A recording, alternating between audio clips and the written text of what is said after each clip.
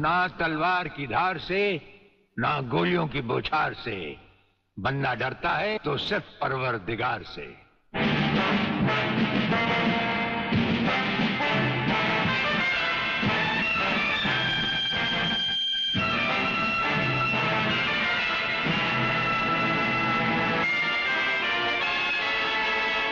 Brigadier Suryadev Singh? अच्छा, तो यही है तुम्हारा ब्रिगेडियर सूर्यदेव सिंह। ढूंढ डालो इसे। खबरदार, कोई हिलेगा नहीं। हमारे कमांडोज ने तुम्हारे सब साथियों को घेर रखा है। स्वामी जी, जरा अपने पीछे भी नजर डालो।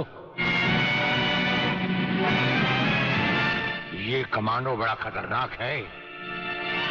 तुम्हारा बाप है, पत्ता हिलने से पहले ही पेड़ काट डालता है।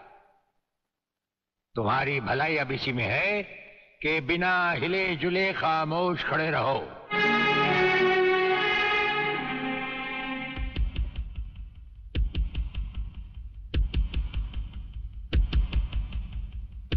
दुबे नाम है सत्यवादी। सत्यवादी दुबे। जैसे गधे की पीठ पर घोड़े की जीन अच्छी नहीं लगती, वैसे ही तुम्हारे कंधों पर ये सितारे अच्छे नहीं लगते। और ये कमरबंद पेटी भी अच्छी नहीं लगती।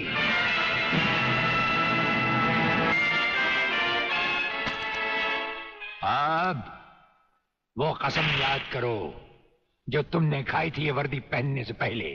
हम कसम खाते हैं कि हम पूरी ईमानदारी और वफादारी से देश और कानून की रक्षा करेंगे।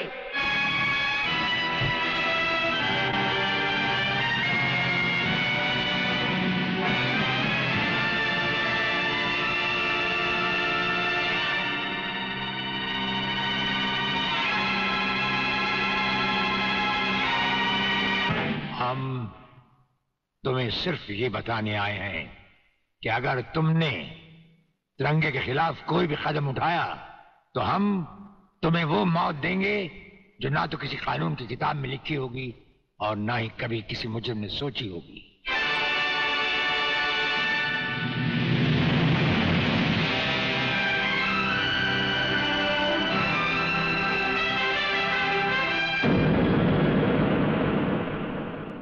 Hello, inspector Wagle speaking. No, suspended inspector Shivajirao Wagle speaking. Sir, DSP साहब ने आपको अर्जेंट बुलाया है। कल से ड्यूटी ज्वाइन करनी है। फिर?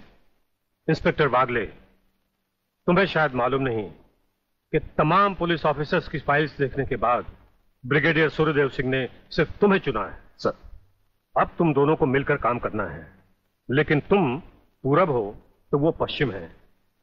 इसलिए सीनियर ऑफिसर होने के बावजूद मेरी तुमसे रिक्वेस्ट है कि ब्रिगेडियर सूर्यदेव सिंह के साथ मिलकर जो भी खेल खेलना हो, शांति और ठंडे दिमाग से खेलना। सर।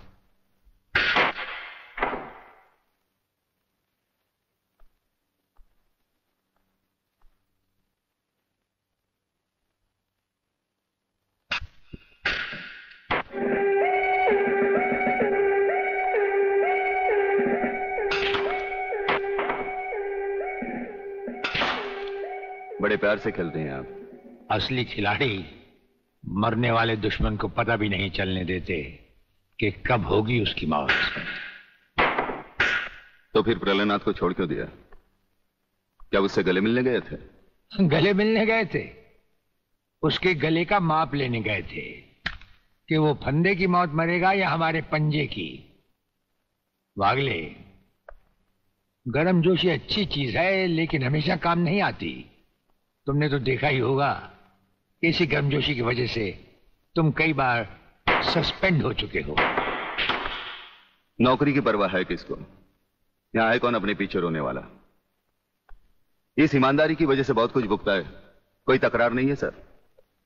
लेकिन ये गुनाहगार कानून को हाथ में लिए फिरते हैं और मैं हमेशा कानून के दायरे में रहकर काम नहीं कर सकता। अपना तो उसूल है, पहले लात फिर बात, उसके बाद मुलाकात। भाई वागले, अपना तो उसूल है, पहले मुलाकात फिर बात और फिर अगर जरूरत पड़े तो लात। बड़ी उम्मीद थी आपसे, लेकिन अब पता चला आपका रास्ता अलग, मेरा रास्ता अलग। आप नरम खून के, मैं गर्म खून का। हम एक साथ काम नहीं कर सकते सर। वागले, तुमने समझा कि जिंदगी में सिर्फ तुमने ही बहुत कुछ खोया है। इस इंसान को देखो, जब चाहता ये घर बसा सकता था, लेकिन नहीं।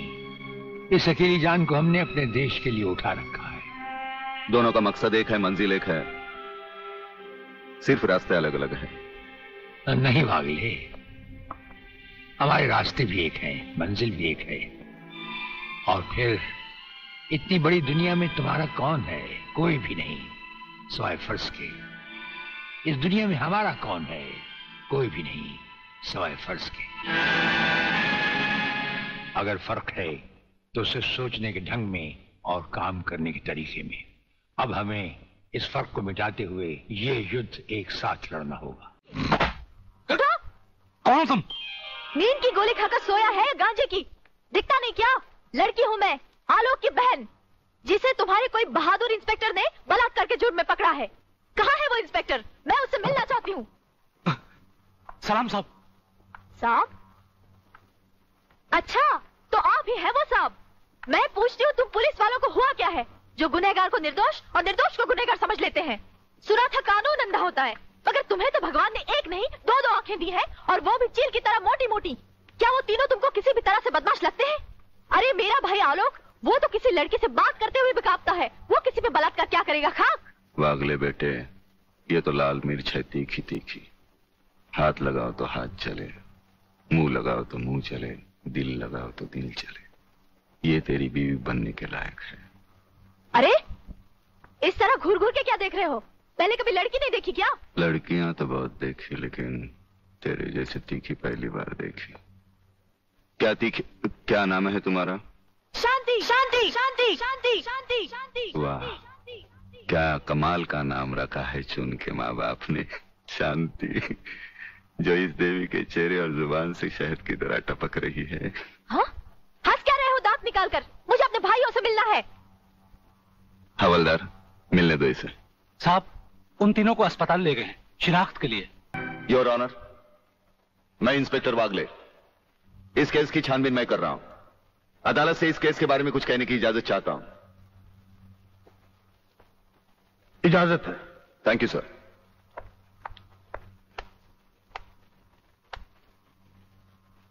योर ऑनर, इंसाफ के इस मंदिर में आपको न्याय करते हुए कई साल हुए होंगे, और इन सालों में आपके सामने रेप और मर्डर्स के अनगिनत केसेस भी आए होंगे।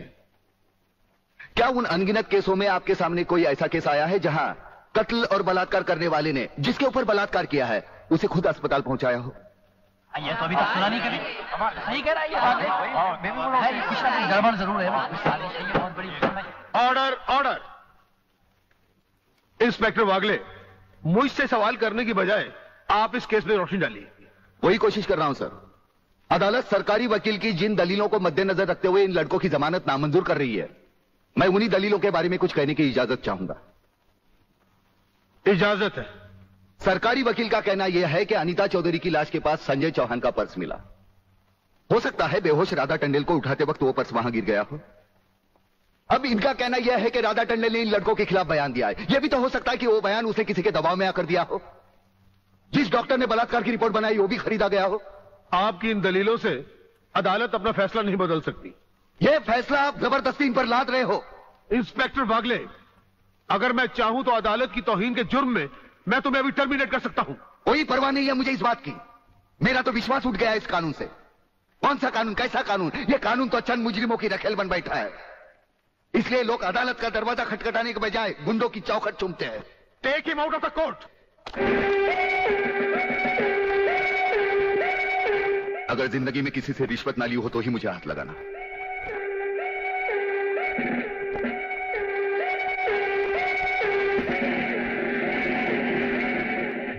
इन्हें गिने भुक्कड़ लोगों की वजह से अदालत शतरंज की बिसात बन गई है, जहां कोई भी आकर कानून से खेल सकता है।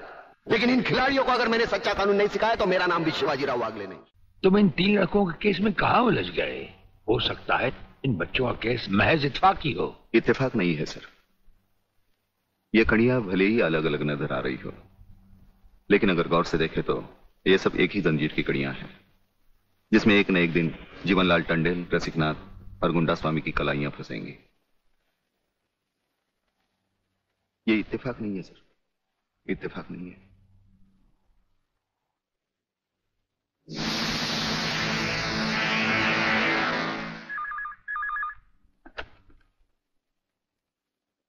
हेलो सर, मैं तुम्हारी आवाज अच्छी तरह पहचानता हूं जेलर। तुम वहां से कुछ नहीं बोलोगे, सिर्फ सुनो, क्योंकि जब से तुम्हारी जेल में सूर्यदेव सिंह आया है, तुम्हारी दीवारों के भी कान हो गए हैं। मुझे वागले और उसकी मीटिंग का पता चल चुका है। वो 3 लौंडों के केस की सीढ़ी बनाकर मुझ तक पहुंचे। उसके पहले उसकी सीढ़ी के हर डंडे को काट कर फेंक दूंगा मैं। सुनो जी। मुन्ना और उसके खतरनाक खूनी साथियों को आज रात को पुलिस की वर्दी में जेल से बाहर निकाल दो और उनको समझा दो पुलिस स्टेशन जाकर उन तीनों लड़कों का बिल आत्महत्या के नाम पर फाड़ दें।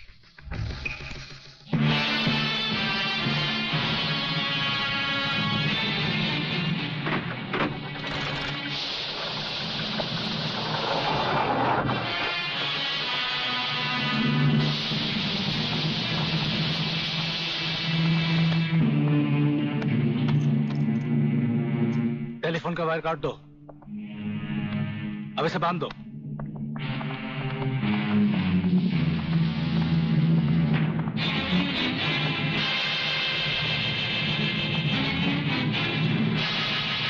डरो मत, तुम्हारी जमानत हो चुकी है। हम लोग तुम्हें रिहा करने आए हैं।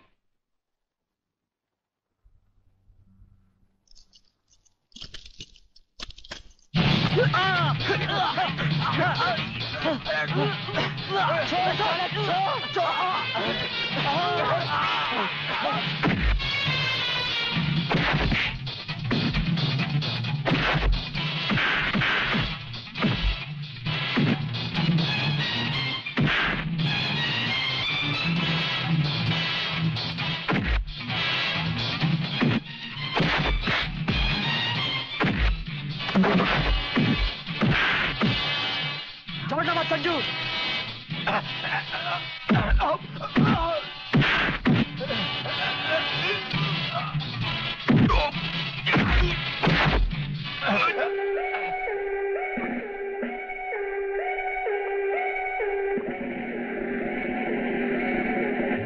क्या बकते हो? किसने बताया तुम्हें?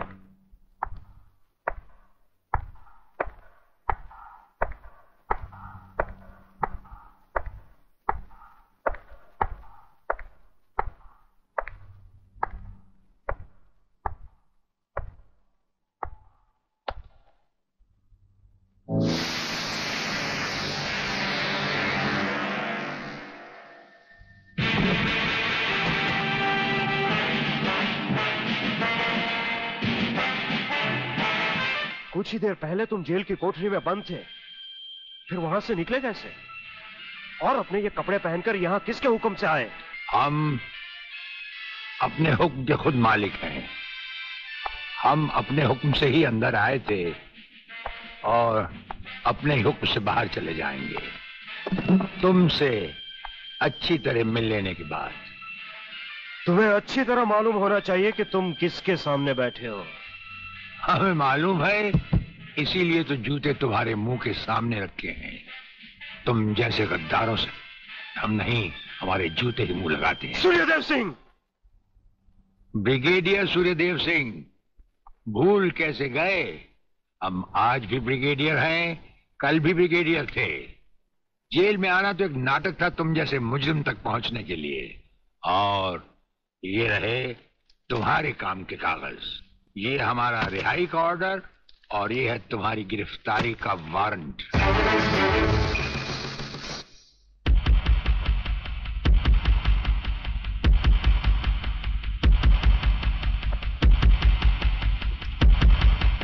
याद करो वो दिन जब तुमने ये वर्दी पहनने से पहले एक कसम खाई थी। याद करो। हम कसम खाते हैं कि हम पूरी ईमानदारी और वफादारी से देश और कानून की रक्षा करेंगे।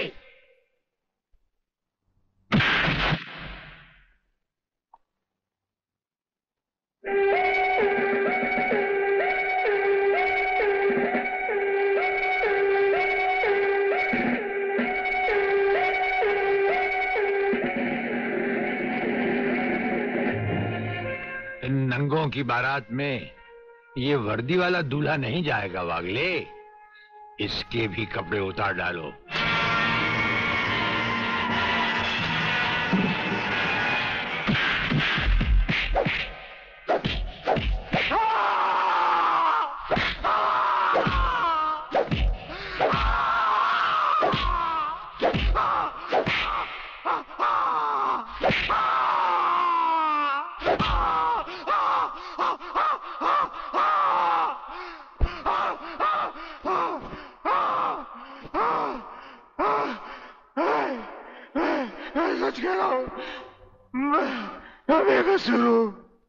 प्रलयनाथ के बारे में मैं कुछ नहीं जानता। बेहोश होने से पहले 3 बार, होश में आने के बाद 3 बार तेरा इसी तरह इलाज करता रहूंगा।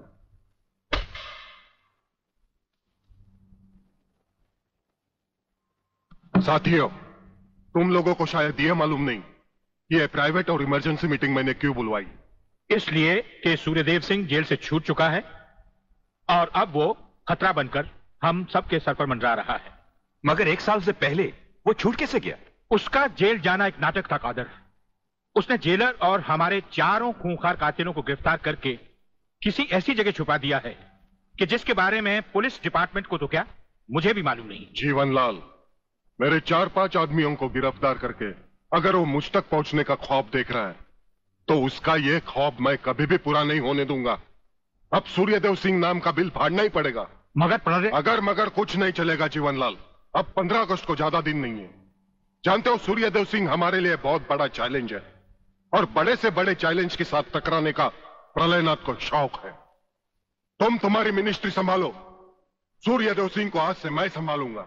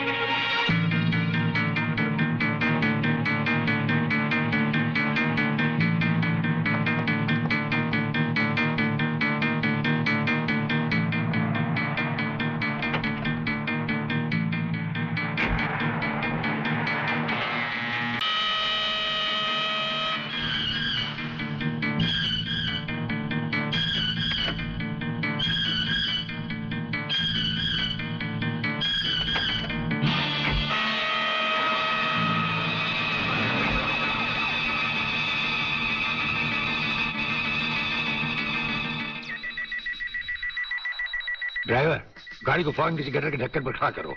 इसमें बम लगाया जा चुका है। Yes sir. बहादुर, काला बटन खींचो।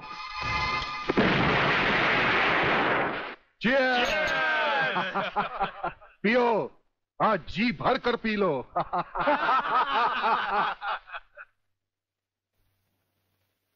स्वामी जी, ये सुखद समाचार टीवी पर भी तो सुन ले। हाँ, ऑन करो। आज सदन के दोनों पक्षों ने इस हत्याकांड की तीव्र आलोचना की। इस हत्याकांड के षड्यंत्र के बारे में हमारी विशेष संवाददाता मोना अलवी की एक रिपोर्ट। आज दोपहर ब्रिगेडियर सूर्यदेव सिंह अपने विशेष दस्ते के साथ भोजन के लिए रवाना हुए। अचानक उन्हें अपनी कार में सिग्नल सुनाई दिया। जो कार में बॉम्ब रखे जाने का संकेत देता है। सूर्यदेव सिंह ने अपनी गाड़ी एक गटर के ढक्कन पर रुकवाई और अपने विशेष दस्ते के ब्लैक कमांडो से ये काला बटन खींचने को कहा। इससे गाड़ी के नीचे का हिस्सा साइड में खिसक गया और धमाके से पहले ही ब्रिगेडियर सूर्यदेव सिंह अपने आदमियों के साथ ही भूमिगत हो गए। तो इस तरह उन्होंने अपनी समझदारी और बहादुरी से अपनी और अपने आदमियों की जान बचाई। तो आइए आज हम ब्रिगेडियर सूर्यदेव सिंह से आपका साक्षात्कार कराएंगे।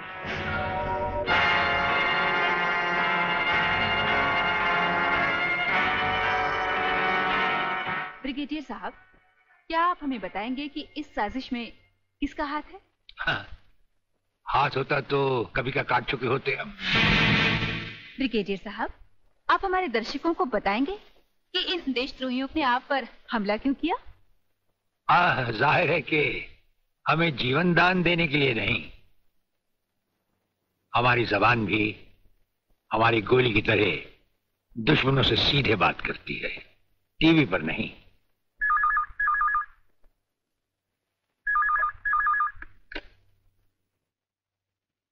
हेलो। ज्यादा आंखें फाड़ कर हमारा इंटरव्यू देखोगे तो जल्दी अंधे हो जाओगे। ये समाचार देखने का नहीं, पैगाम सुनने का वक्त है। हेलो हेलो, तुम फोन कहां से कर रहे हो? तुम तो टीवी पर हो। हम टीवी पर भी हैं और हमारे घर पर भी। गेंडा स्वामी, ये टाइम बम का खेल हम तब से खेल रहे हैं जब तुम्हारे बाप दादा अपने बालों में खिजाब लगाते थे। याद रखना, तुमने सिर्फ एक टाइम बम फिट किया था जो हमारा बाल भी बैंका ना कर सका, मगर हमने तुम्हारी मौत के लिए इतने बम तैयार कर रखे हैं जो तुम्हें तो क्या, तुम्हारे पालतू कुत्तों को भी बचने का टाइम नहीं देंगे। ब्रिगेडियर साहब, क्या आप उन देशद्रोहियों को कोई पैगाम देना चाहेंगे? पैगाम? हमारा पैगाम तो उन तक पहुंच चुका है। हम आपको यकीन दिलाते हैं कि हमें जिंदा देखकर वो अपनी टीवी तोड़ डालेंगे। अबे साले!